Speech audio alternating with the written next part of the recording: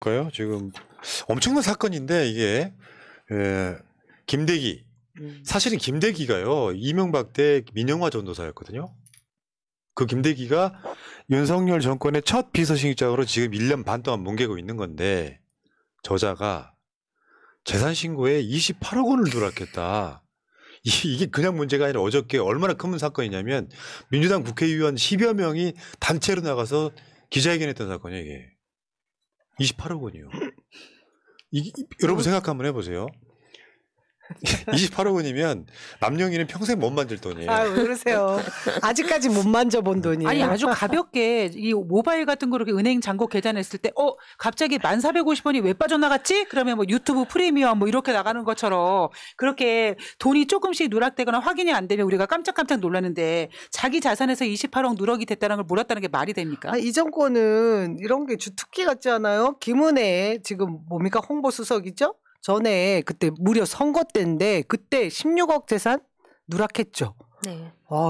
그냥 저는 제 전 재산보다 많은 돈들이 이렇게 어딘가에 그냥 훅 날아갈 수 있다는 게 상상이 안 돼요. 이놈들이 스케일이 커. 호연지기. 멋있다. 자, 볼까요? 그 김대기가 작년 8월 달에 48억 원 신고를 했었거든요. 근데 올해 3월 달에 73억 원 재산 신고를 했어요. 갑자기 28억 원이 늘어난 거죠. 표로 한번 보겠습니다. 이게 작년 8월 달 기준인데요. 그냥 여러분들이 재산 감상 좀 하세요. 자, 보세요. 윤석열이 76억 작년 8월 달에.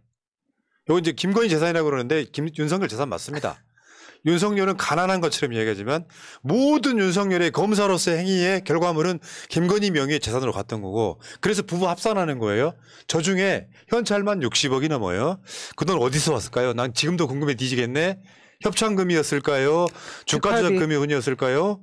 엔드 뭐 휘발까지. 네. 그리고 비서실장 김대기가 그 당시에 48억 신고했고요. 쭉 내려가 보시면 김태효 아크로비스타의 김태효가 120억 정도 신고를 했던 지금 대통령실, 비서실, 안보실, 경호처 등의 재산은 이 정도 되고요.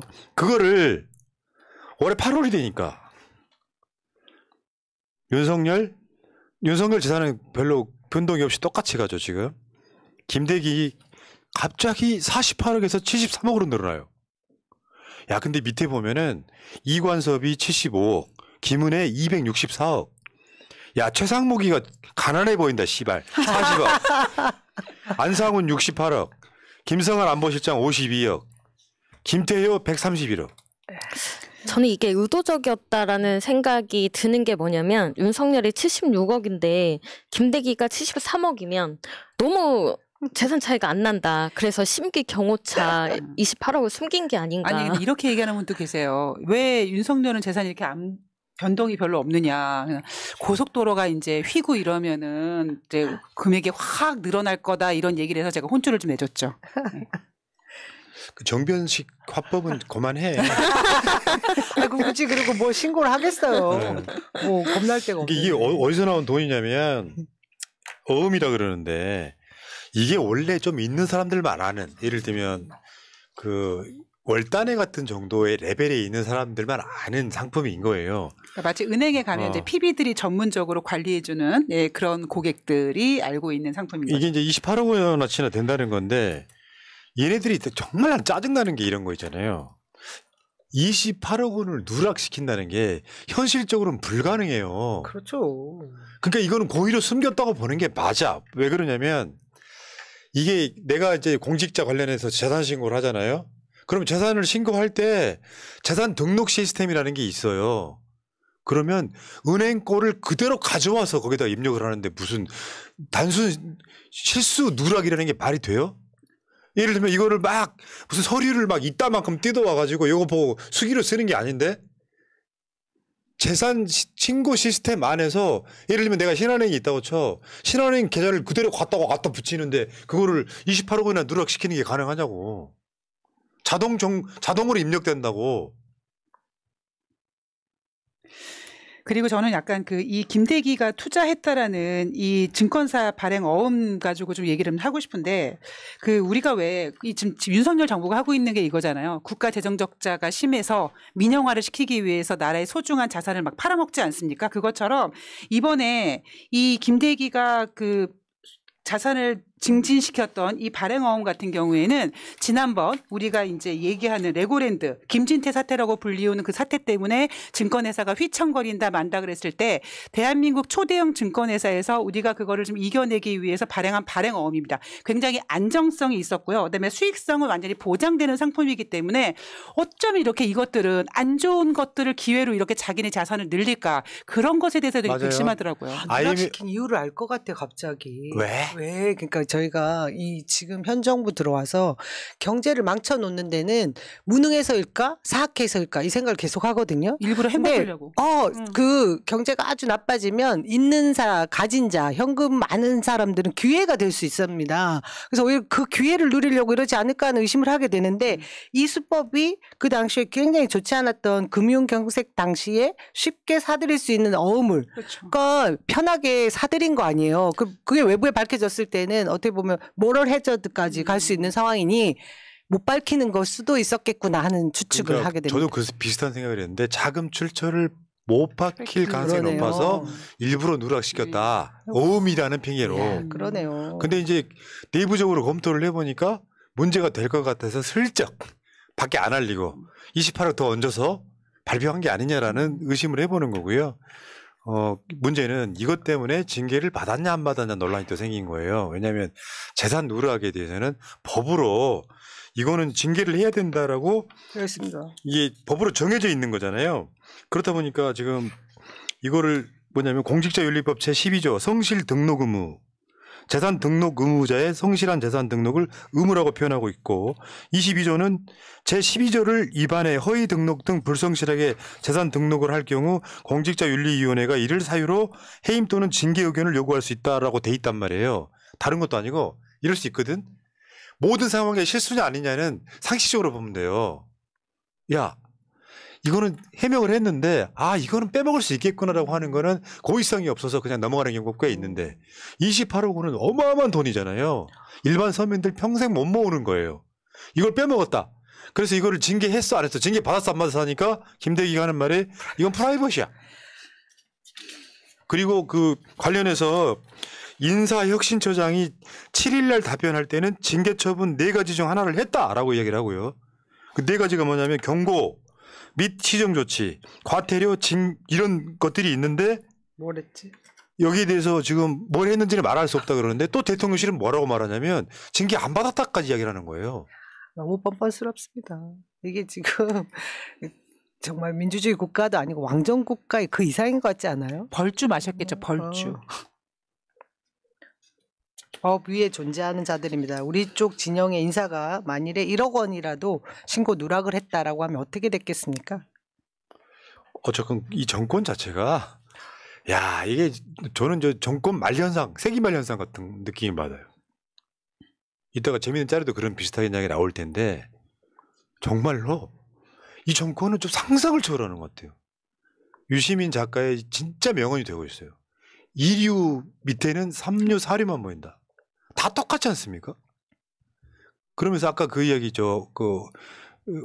경제가 어려울 때 돈 있는 사람들이 돈 더 번다는 얘기는요. 실제로 사실이에요. IMF 때 돈 번 부자들이 많아요. 왜냐하면 생각해봐요. 이 사람이 부도가 났어. 건물이 싸게 나왔어. 그거 싸게 사가지고 나중에 경제가 좋아지면서 그거 정말로 비싸게 임대해서 돈 번 사람들이 무지하게 많거든요. 그리고 솔직히 말씀드리면 윤석열 재산 아까 76억이었잖아요. 김건희나 윤석열 명의로 되어 있지 않은 또 다른 재산 없겠습니까? ESIND 이런 거? 그 욕심을 부리느라고 고속도로 정점이 바뀌었다는 의혹이 있는 거잖아요. 오늘도 부양되고 있겠죠. 어디선가에서 계속해서 쑥쑥. 그러니까 그런 정권을 지지를 해요. 집불도 없는 사람들이. 집 한 칸 없으면서 정부세 걱정하고 우리 윤석열 대통령이 잘한다 그러고.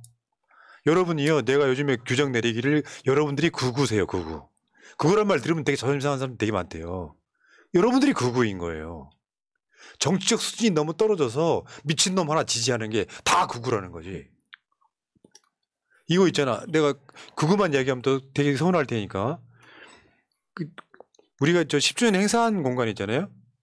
거기 가면 다는 아닌데 정말 레디컬 패미들이 있어. 대화하는 걸 들어. 남자한테 피해만 당한 사람들이에요. 양육비 안 못 받고 이혼당한 사람. 그런 분들이 근무를 꽤 많이 하세요. 근데 그분들 얘기 주로는 뭔지 아세요? 남자는 다 적이에요. 그건 극좌예요. 근데 그런 보통 보편타당한 상식을 갖고 있지 않은 사람들은 사회 공감력이 떨어지니까 소수로 전락하는 거거든. 단순하게 내가 찍었는데 하는 짓을 한 1년쯤 보니 이제는 안 되겠다 싶으면 빨리 탈출하는 게 소위 말하면 그걸 지능순이라고 하지.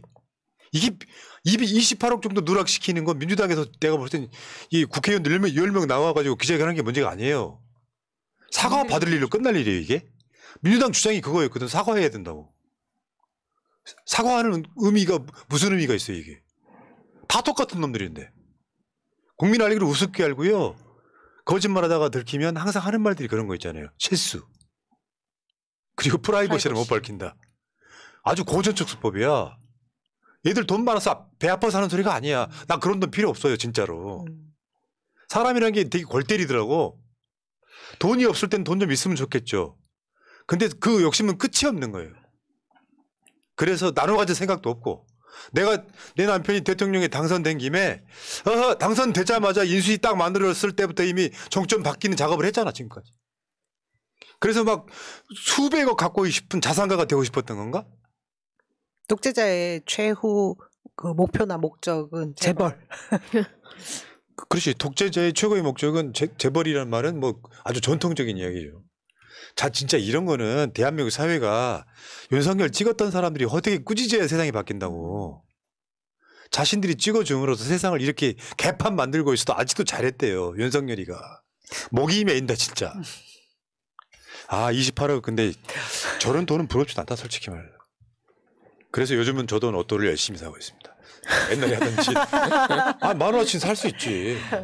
그러다 보면 내가 로또를 사면요. 바로 안 맞춰보고요. 묵혀놨다가 혹시 됐을지도 모른다라는 기대 속에. 아직까지 한 번도 안 돼갖고. 근데 부러워요. 28억 원이? 아니요. 그 28억이 누락됐음에도 불구하고 내가 그거를 몰랐다라고 한다면 없어도 될 만큼의 자산인 거 아닙니까? 그러니까 네, 우리 삭감된 모든 그 예산, 청소년 어떤 지원 예산이나 이런 거 삭감된 곳에 28억 투척합시다. 좋다. 아니 저는 주식을 하는 사람이니까 제가 맘먹고 한번 주가 조작해서 한번 30억 뽑아봐 할 수 있거든요. 안 하잖아요. 왜 못된 일이거든. 대한민국 사회의 구조적 문제가 제일 뭐냐고 물어보면 나한테 답을 그렇게 해줄 거예요. 대한민국에서는 기득권과 부자들이 기본적으로 그 자리에 있을 가치가 없는 사람들이 너무 많다는 거예요. 노블리스 오블리주 이런 거 있잖아요. 이 새끼들은 안 그런 부자들도 많이 있기는 해. 근데 퍼센테이지로 보면 너무 작은 거예요. 노란봉투법 반대하는 게 그런 논리잖아요. 자본가들, 사용자들, 기업하는 사람들만 위하는 거잖아요. 근데 자기 자식들이 노동자인지도 모르고 윤석열 찍는 사람들이 제정신 아닌 거지 사실은. 그래서 그 미국의 유명한 부자들은 대부분 그런 거 아니에요. 나한테 세금 더 가져가라. 그래야 사회가 유지가 된다. 건강한 사회 된다. 그게 없잖아 지금. 그러면 대한민국 사회에 보수가 있긴 합니까? 이재명 대표가 가난해서 노란봉투법 지지합니까? 이재명 대표 나름 부자예요. 제가 알고 있긴 그래. 주식도 많이 있고. 이재명 대표가 가난해서 뭐 노란봉투법 통과시키자고 해요? 실제로 저는 제가 봤을 때는 앞으로 한 10년 지나면 민주당이 보수정당 돼야 되는 게 맞다고 생각해요. 지금 이제 막 싹 튀고 있는 정당들이 진보정당 돼서 그렇게 가는 게 정상적 사회죠. 지금. 이 진보의 아젠다예요. 진보하고 보수하고 가르면 뭐 진보는 노란봉투법 찬성하고 보수는 반대한다? 그 집 뿔 같은 소리예요. 보수의 가치가 뭔데? 가정을 지키는 게 첫 번째예요. 가정의 행복이에요. 자기 남편이 그 파업 잘못해가지고 은행 차압당해가지고 개인당 10억씩 몰아낸다고 생각해봐요. 매달 월급 다 가져간다고 생각해봐요. 그게 보수의 가치야? 진짜 혹시 이 찍 보고 계시면은 좀 공부 좀 하십시오. 정말 제발 부탁하는데 여러분들이 사용자 편으로 좋아진 거 있습니까? 기업들이 돈 벌면 우리한테 떨어집니까? 에휴. 여기까지 하시죠. 자, 여기까지 1부 마치겠습니다.